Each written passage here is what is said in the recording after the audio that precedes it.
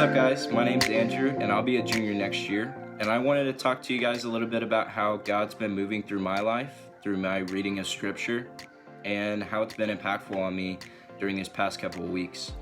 So in this time, we've been in quarantine, and I've kind of been alone and had time to refocus and get a revision of kind of my relationship with God and how I'm moving forward. And I've really put a focus on digging into the Scripture and focusing on ways that I can move and I can make my walk faster and take greater strides with my walk with God. And so part of that is faith. Part of that is getting fired up. So one of the passages that I came to recently was from Mark 9. It's Mark 9:14 through 29. And it's about how Jesus heals a possessed boy from an impure spirit. So the story goes that disciples bring a boy and his father to Jesus. And Jesus asks, "What's wrong? And what are they arguing about?" And so the man in the crowd answers, "I brought you my son, who's a possessed spirit who robs him of his speech." And so the disciples tried to drive out the spirit, but they couldn't, so they bring him to Jesus instead. And Jesus responds, "You unbelieving generation, how long shall I stay with you? How long shall I put up with you? Bring the boy to me." And this part kind of spoke to me because it relates to us even today, and how we can be so unbelieving sometimes. And I'm not just talking about, outside of the church culture, but really inside. It can be hard for us to believe that God can take away our problems and that God is bigger than our problems.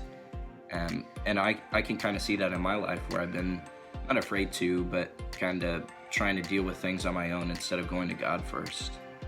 So as the story goes on, the boy asks, "If you can do anything, take pity on us and help us."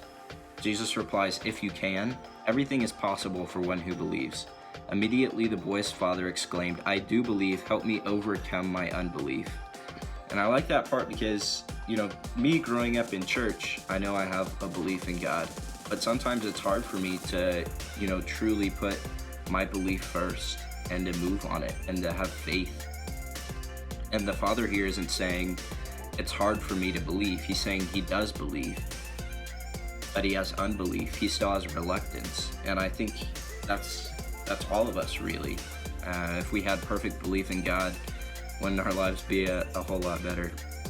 So Jesus goes on, and he rebukes this spirit.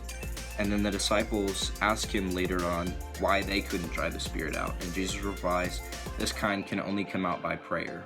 And some manuscripts say prayer and fasting. So I think that really sums up the doing and the moving.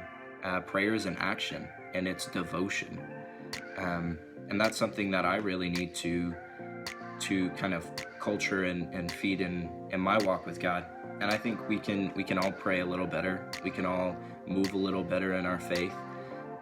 So yeah, I just wanted to share with you guys a little bit about what's been going on with my faith and my walk with God.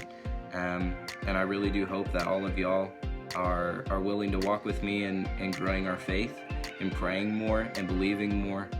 And I hope you guys have a great rest of your day.